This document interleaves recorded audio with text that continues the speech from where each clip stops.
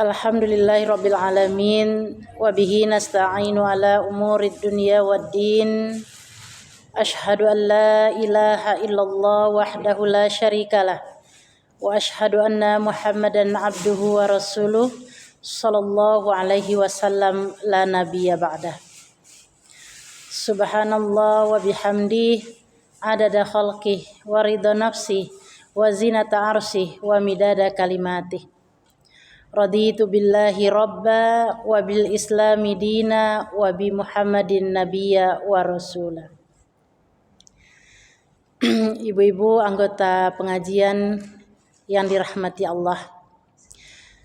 Alhamdulillah dan alhamdulillah kita senantiasa bersyukur kepada Allah Subhanahu wa taala atas segala limpahan rahmat dan karunia yang tak terhingga yang senantiasa Allah berikan kepada kita, sehingga pada hari ini Allah pilih kita untuk bisa melangkahkan kaki kita, mengayunkan tangan kita menuju rumah Allah, Masjid Al-Bayyinah yang penuh barakah ini. Kemudian salawat beserta salam kita sampaikan kepada Rasulullah sallallahu alaihi wasallam. Semoga dengan salawatnya kita kepada Rasulullah, kita insya Allah mendapatkan syafaat dari beliau kelak di yaumil akhir. Ibu-ibu yang dirahmati Allah, alhamdulillah kita sudah berada di bulan Zulqaidah ya Bu ya. Setelah kita melewati bulan Ramadan, kemudian bulan Syawal, kemudian sekarang di bulan Zulqaidah, dan insya Allah beberapa hari lagi kita akan memasuki bulan Zulhijjah. Ibu-ibu yang dirahmati Allah, Allah telah berikan kita 12 bulan. 12 bulan baik Masehi maupun Hijriah. Tapi kita kan lebih familiar dengan Masehi ya Bu ya. Kenapa? Karena segala urusan dunia kita itu berkaitan dengan bulan Masehi. Gajian bulan Masehi, libur sekolah bulan Masehi, tagihan kredit bulan Masehi ya Bu ya, bayar utang bulan Masehi. Tetapi untuk urusan keagamaan kita, urusan akhirat kita itu berkaitan dengan bulan-bulan Hijriah. Kita udah hafalkan Bu bulan-bulan Hijriah? Kalau bulan Masehi hafal nggak Bu? Januari, Februari, Maret, saking familiarnya orang banyak mengasih nama dengan nama-nama bulan. Kalau lahir di bulan Januari dikasih nama Januar, kalau laki-laki ya kan Januari bahkan ada. Kalau lahirnya di bulan Februari ada yang nama Febri, Febrianti gitu kan. Lahir yang di bulan Agustina, Agustono gitu. Nah, saking familiarnya dengan bulan-bulan Masehi. Tapi ketika kita berbicara masalah agama, masalah urusan ibadah, itu kita berkaitan dengan bulan Hijriah. Kadang Bu, kalau kita tanya, kita lebaran Idul Adha tanggal berapa ya Bu? Tanggal 7 apa Bu? Tanggal 6 Juni. Nah gitulah Bu kalau ditanya Bu. Di sekolah saya tanya anak-anak juga seperti itu. Kita tanggal berapa nak? Lebaran Idul Adha. Tanggal 6 Juni, ada yang tanggal 7 Juni Bu. Kenapa? Karena kita familiar dengan bulan-bulannya Masehi. Padahal yang berkaitan dengan ibadah, berkaitan dengan agama, itu nggak ada kaitannya dengan bulan Masehi, tapi kaitannya dengan bulan-bulan Hijriah. Jadi kalau lebaran Idul Adha tanggal berapa Bu? Masih tanggal 6 ya Bu ya. Jadi 10 Zulhijjah. Itu kan kalau lebaran Idul Fitri Bu. Kalau lebaran Idul Fitri 1 Syawal. Kalau tahun baru Islam 1 Muharram. Nah, itu kan yang berkaitan dengan ibadahnya kita. Tapi kita kadangkala nggak familiar gitu dengan urusan dengan agama, dengan bulan kita. Iya, kalau di TK udah diperkenalkan Bu, bulan-bulan Muharram. Ibu hafal kan bulan-bulan Muharram? Kalau nggak hafal tuh sebetulnya gampang Bu menghafalkan. Kita mulai dari Muharram. Jadi ada Muharram, Syafar. Ya, Musa, Muharram, Syafar. 1. Kemudian yang ketiga apa Bu? Yang ketiga apa bulannya Bu? Rabiul Awal, Rabiul Akhir, Rara. Ingat Bu, Rara. Rabiul Awal, Rabiul Akhir. Nah, yang kelima Jumadil Awal, Jumadil Akhir. Nah, kita hafal dulu yang sebelah kirinya.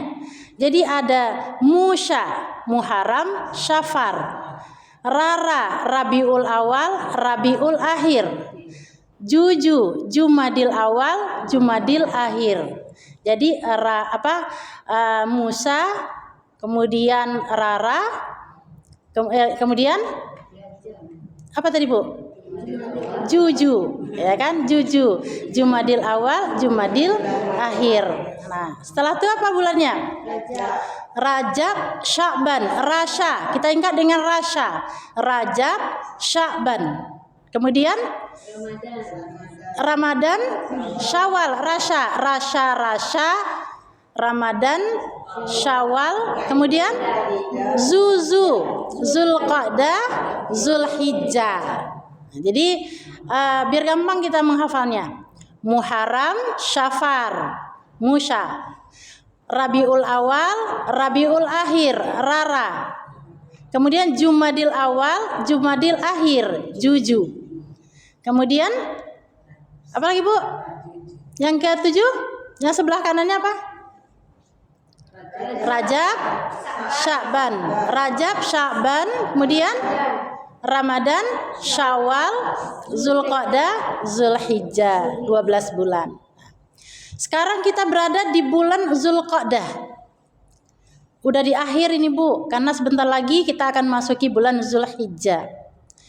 Ada 4 bulan yang diharamkan oleh Allah. 4 bulan-bulan haram. Artinya itu 4 bulan ini adalah bulan-bulan yang disucikan. 3 itu berurutan, yang 1 tidak.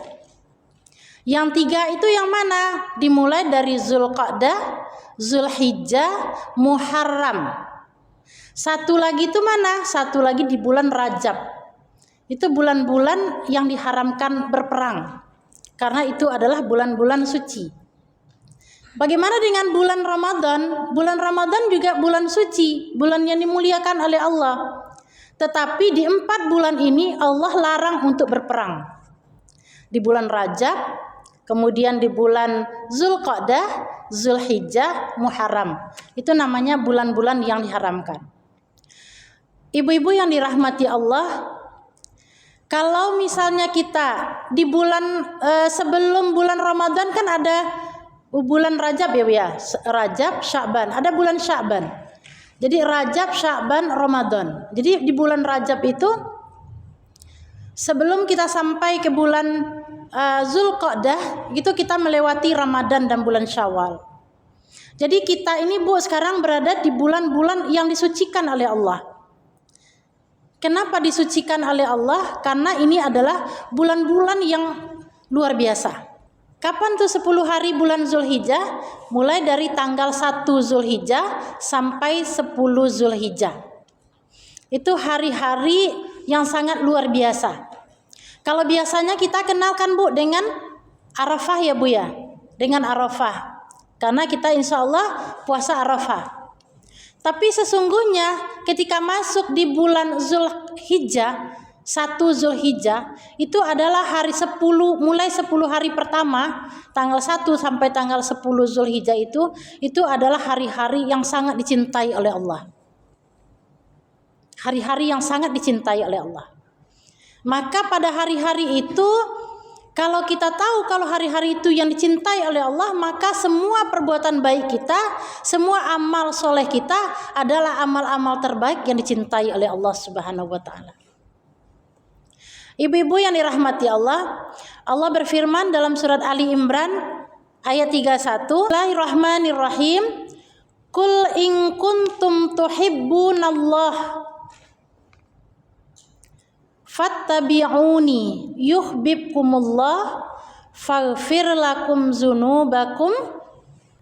Kalau Allah sudah mencintai amal soleh kita, jadi bagaimana cara Allah untuk mendatangkan cintanya Allah?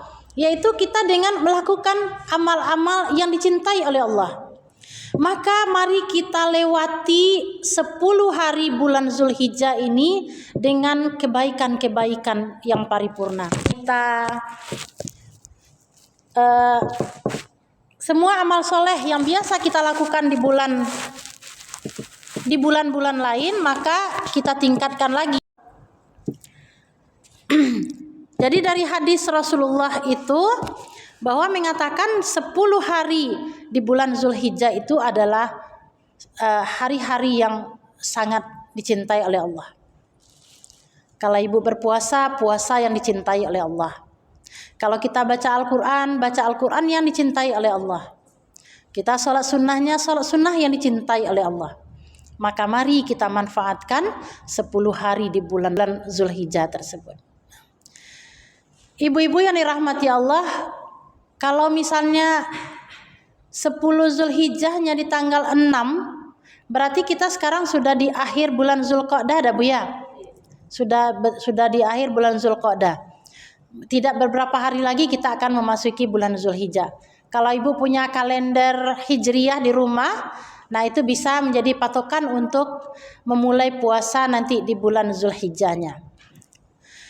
Puncak dari segala amal di bulan Zulhijjah itu adalah ibadah kurban. Puncak segala amal.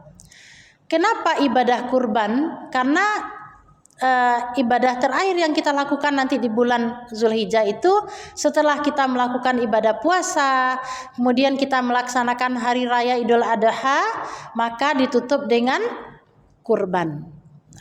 Kurban itu adalah melepaskan rasa kecintaan kita. Orang berkurban itu kan melepaskan kecintaannya Bu.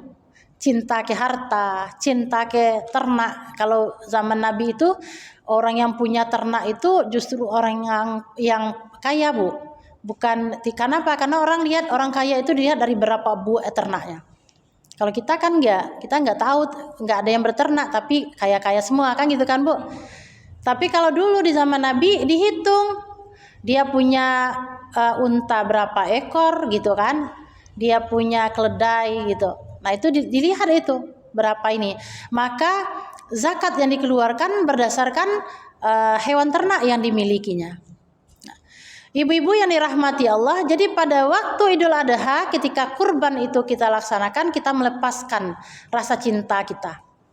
Cinta kepada harta kita, cinta kepada hewan ternak kita.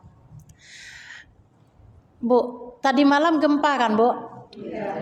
Ibu pada sempat keluar rumah nggak? Sempat. Ketika gempa terjadi, ibu keluar rumah yang pertama ibu selamatkan apa Bu? Hah? Ada nggak ibu yang teringat kunci mobil? Ada nggak ibu yang teringat itu emas di lemari? Atau uang yang di dompet? Enggak Bu. Itu artinya apa Bu? Artinya apa? Ketika misalnya ajal kita datang itu, ketika ajal datang itu nggak ada yang kita pikirkan. Itu contoh kecilnya aja adalah di gempa Bu. Tadi malam tuh gempa 6,3 kan Bu? Entah kalau di sini terasa nggak Bu ya? Iya, sama berarti Bu. Tapi yang hancur tuh kayaknya di Balai Buntar Bu. Di gedungnya besok orang mau ada pesta di situ. Udah hancur Bu, plafonnya udah turun, terus lantainya juga udah ini. Padahal udah dipasang, tendanya udah dipasang, pelaminan udah dipasang semua gitu. Sama di Betungan yang agak itu, ya. Nah, itu. Jadi di situ kita berpikir, Bu. Kalau hanya untuk berkorban 1 ekor kambing, sekarang harganya ada yang 2.700.000 ya Bu ya, ada yang 2.600.000 gitu. Itu kita melepaskan rasa cinta kita itu. Nah, kalau kita nggak lepaskan Bu, ketika misalnya terjadi musibah kecil saja, itu harta tuh rasanya nggak ada dalam pikiran kita. Saking kita itu menyelamatkan diri kita. Kadang jadi renungan kan Bu. Jadi kalau ketika gempa terjadi, banyaklah cerita di media sosial itu. Ada yang lari tanpa lupa pakai baju. Ya saking paniknya. Itu baru gempa 6,3. Apalagi kalau kiamat Bu. Ya kan? Batu gempa 6,3. Kita udah panik dan tidak mengingat lagi yang namanya harta benda kita. Yang kita ingat itu jangankan harta benda, anak aja kita lupa kadang. Suami lupa ke istri, istri lupa ke suami, lupa ke anak. Ya kan, apalagi di akhirat kelak. Mana ada istri ingat suami, suami ingat istri. Semuanya sibuk dengan urusan masing-masing. Sibuk dengan urusan masing-masing. Mano, abang ambo tidak ada Bu. Nggak akan ingat kita itu. Buktinya aja lah gempa. Mana ada kita ingat? Kita lari aja. Kita lari aja. Jadi ibu-ibu yang dirahmati Allah, maka marilah di bulan Zulhijjah ini kita manfaatkan momen-momen itu untuk melepaskan rasa cinta kita kepada harta benda yang kita miliki. Karena itu sesungguhnya ketika kita dipanggil oleh Allah, kita persiapannya dari sekarang. Ketika itu kita titipkan sama orang yang berhak menerimanya, kita akan ketemu nanti. Tapi kalau di dunia ini kita sayang, kita simpan-simpan di kamar, kita simpan di tabungan kita. Contohnya aja itulah, terjadi gempa kita nggak ingat lagi Bu. Roboh rumah kita siapa yang ngambil? Nggak tahu kita. Lebih baik kan Bu, kita jadikan kambing, kita serahkan untuk dikurbankan, atau kita infakkan kepada orang-orang yang membutuhkan. Maka insya Allah nanti itu akan kembali kepada kita. Insya Allah akan kembali kepada kita. Jadi ibu-ibu yang dirahmati Allah, banyak amalan-amalan yang dicintai oleh Allah yang biasa kita lakukan, kita tingkatkan di bulan Zulhijjah ini. Kita mungkin udah terbiasa sholat, lanjutkan Bu. Terbiasa tilawah, lanjutkan. Terbiasa bersedekah, lanjutkan. Kalau perlu ditingkatkan. Jadi bulan-bulan Masehi yang Allah berikan kepada kita itu, kalau orang dulu sebetulnya nggak kenal Bu dengan bulan-bulan Masehi kan Bu ya. Itu kalau nenek-nenek dulu tuh nggak kenal. Ini taunya bulan apa? Bulan Zulhijjah. Dia kenalnya cuman bulan Muharram. Bahkan tanggalnya aja dia tahu Bu. Nih udah berapa hari ya bulan Zulhijjah ini kata. Cuma nengok bulan gitu kan Bu ya. Nggak meleset itu. Cuma nengok bulan. Dia tahu gitu. Ini udah berapa hari bulan Muharram, udah berapa hari bulan Safar gitu. Padahal nggak punya kalender.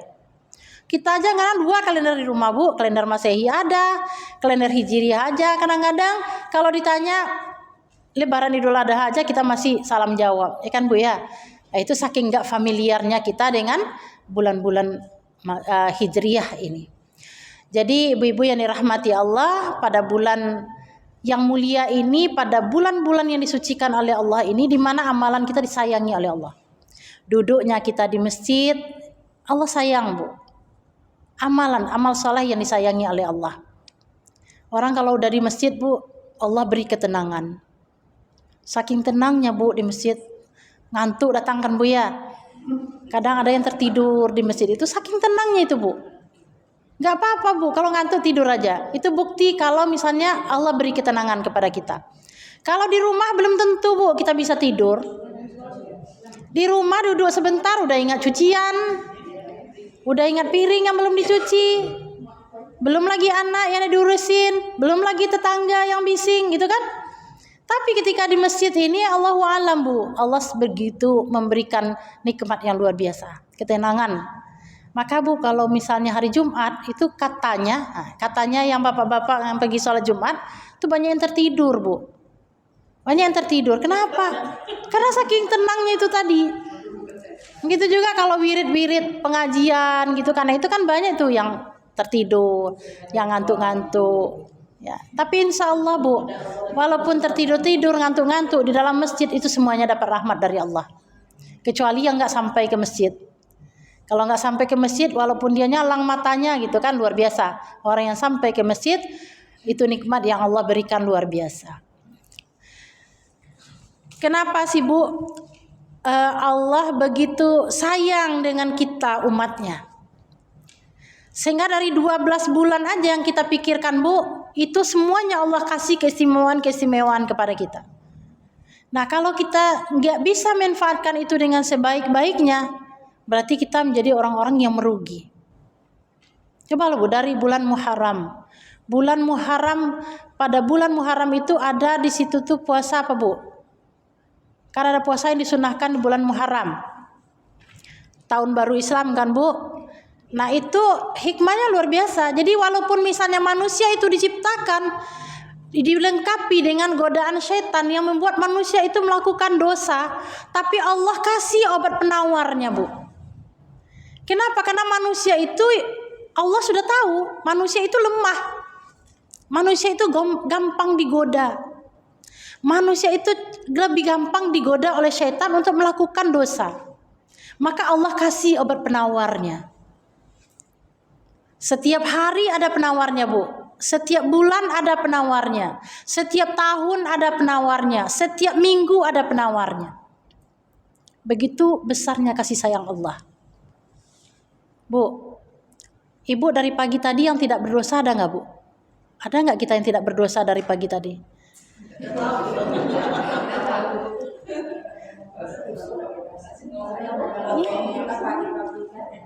Nah, nggak ada Bu, nggak ada manusia yang luput dari dosa. Kan udah dikatakan, diamnya aja kita kadang-kadang kita berdosa. Tapi Allah itu Maha Pengampun. Allah kasih 5 Bu penawar untuk kita dalam sehari semalam. Bukankah dari maghrib ke isya Allah ampuni dosa kita? Isya ke subuh Allah ampuni dosa kita. Subuh ke zuhur Allah ampuni dosa kita. Ya kalau kita sholat, kalau nggak sholat bertambah Bu. Kalau nggak sholat bertambah, tapi kalau kita sholat Allah ampuni di antara waktu sholat ke waktu sholat itu. Itu obat penawar yang Allah berikan.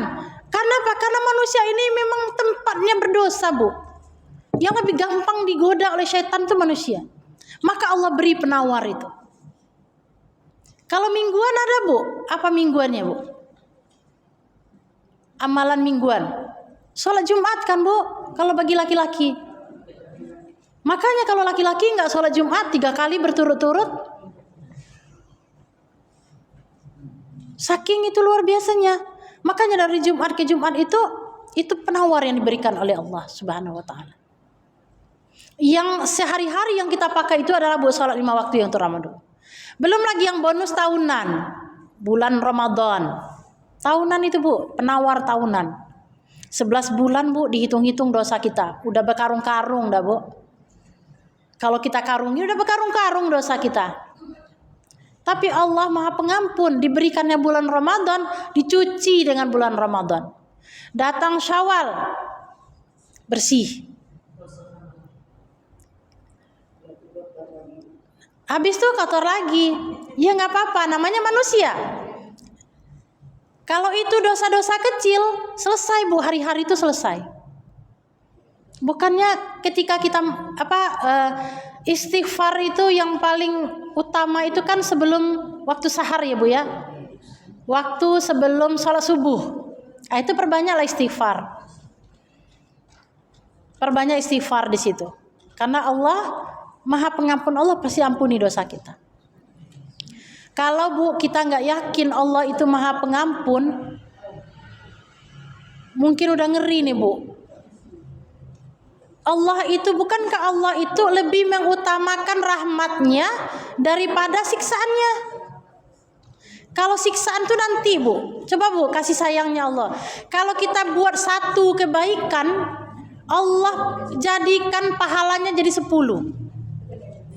Kita baca 1 ayat Al-Quran itu 10 kebaikannya Bu. Tapi kalau 1 kejahatan Bu, Nggak ada Allah lipat gandakan balasannya. Malah Allah hapus malah. Kita berbohong, dapat dosa 1 berbohongnya, Bu. Nggak ada itu berbohong 1 dapat dosanya 10, nggak ada. Tapi kalau dosa jariyah ada, Bu. Kalau dosa jariyah ada pahala jariyah, ada dosa jariyah. Kalau pahala jariyah, kebaikan yang kita lakukan, kita ajarkan kepada orang, dilaksanakan oleh orang itu, kita dapat pahala jariyah. Sebanyak pahala yang didapat oleh orang yang kita ajarkan, segitu kita dapat pahala juga, tanpa mengurangi pahala orang yang kita ajarkan. Begitu juga dosa jariyah. Ketika kita mengajarkan keburukan kepada orang lain, selama orang lain itu melakukan keburukan, kita dapat dosanya, Bu. Dapat dosanya. Makanya hati-hati kita ketika kita menggosip, menghibah, memberitakan berita yang tidak jelas. Itu bisa menjadi dosa jariyah untuk kita. Jadi ibu-ibu yang dirahmati Allah,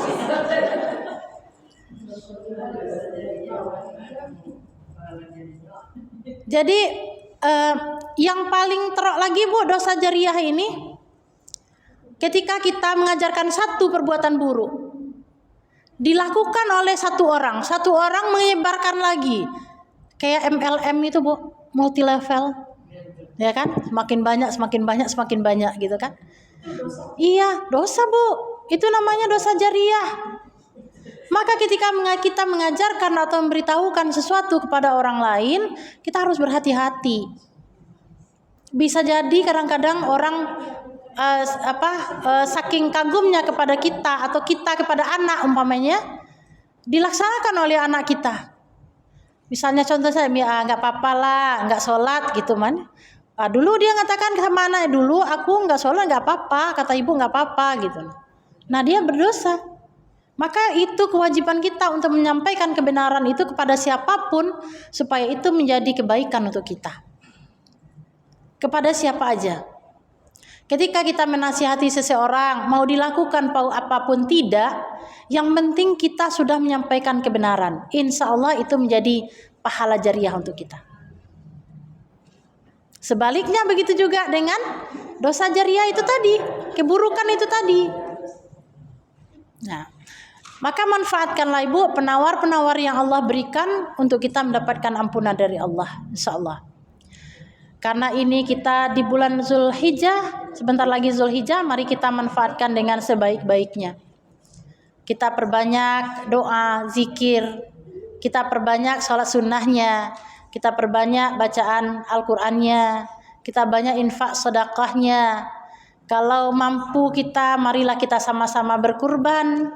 Insya Allah dengan berkurbannya kita, itu akan menghilangkan sifat-sifat kebinatangan dalam diri kita. Sebetulnya Bu, kita punya Bu sifat-sifat kebinatangan itu. Tapi bukan berarti kita binatang, bukan. Sifat-sifat kebinatangan. Apa contohnya? Tamak, rakus, itu kan kerjaannya binatang ya Bu ya. Itu untuk mengikis sifat-sifat itu dalam diri kita. Dengan kita mengorbankan hewan kurban kita menghilang, di samping kita mengikhlaskan semata-mata karena Allah, itu juga membersihkan hati kita dari sifat-sifat yang tercela yang ada pada binatang. Ibu-ibu yang dirahmati Allah, mungkin itu dah Bu kajian kita pada sore hari ini. Mudah-mudahan dengan datangnya bulan Zulhijjah ini kita sama-sama mempersiapkan diri kita. Selagi Allah kasih kita nafas, selagi Allah kasih kita kehidupan, selagi Allah kasih kita kesehatan, selagi Allah kasih kita kesempatan, selagi Allah kasih kita ilmu, mari kita beramal Bu dengan sebaik-baiknya. Karena amal soleh yang kita lakukan di bulan Zulhijjah ini adalah amal yang sangat dicintai oleh Allah dibandingkan dengan bulan-bulan yang lain. Bu-ibu yang dirahmati Allah, kalau dulu Bu dulu orang nggak kenal dengan minggu kan Bu. Orang tua-tua dulu tuh namanya hari Ahad, Isnin gitu kan, Sulasa, Arba'a, Khamis, Jumu'ah gitu. Jadi itu bulan-bulan Arab sebetulnya Bu. Ahad hari pertama, Isnin hari kedua, Sulasa hari ketiga, Arba'a hari keempat, Rabu. Jadi Rabu dia. Khamis hari kelima, Jumu'ah hari berkumpul karena itu sholat Jumat, hari berkumpul. Tiba-tiba jadi Minggu. Itu mungkin ada dulu waktu pengkalenderan Bu. Yang waktu orang-orang yang membuat kalender itu, Minggu itu sebetulnya kan tempat ibadah, hari beribadahnya orang Nasrani. Jadi dulu kita mungkin pernah dijajah ya Bu ya. Jadi pertama kita lihat dari kalender kita, Ahad dijadikan menjadi Minggu gitu. Jadi itu tadi, kalau untuk urusan dunia kita masih familiar dengan tahun hari Masehi kita. Tapi kalau untuk urusan ibadah kita akan membiasakan diri dengan tanggal-tanggal dan bulan-bulan Hijriyah. Oleh karena itu Bu, marilah sama-sama kita hafalkan bulan-bulan Hijriyah ini, kita biasakan bahwa Lebaran Idul Fitri itu bukan di bulan April Bu, tetapi di bulan Syawal. Kita berpuasa itu bukan di bulan Maret, tetapi di bulan Ramadan. Hari Raya Kurban itu bukan di bulan Juni Bu, tapi di bulan Zulhijjah. Tahun baru Islam itu bukan di tanggal 1 Januari, tetapi di 1 Muharram. Siapa lagi Bu yang akan mensiarkan tahun Hijriyah ini kalau bukan kita orang Islam Bu? Kalau bukan kita kaum muslimin. Oleh karena itu marilah kita membiasakan istilah-istilah Islam itu di dalam kehidupan kita sehari-hari. Kita perkenalkan dengan anak cucu kita. Kita biasakan kepada anak cucu kita untuk membiasakan dengan bulan-bulan dan tanggal-tanggal Hijriyah ini. Mungkin itu ibu-ibu yang dirahmati Allah, mudah-mudahan sedikit ilmu yang kita sebarkan hari ini mudah-mudahan bermanfaat. Jika ada salah mohon dimaafkan. Nasrum minallah wa fathun qarib. Wassalamualaikum warahmatullahi wabarakatuh.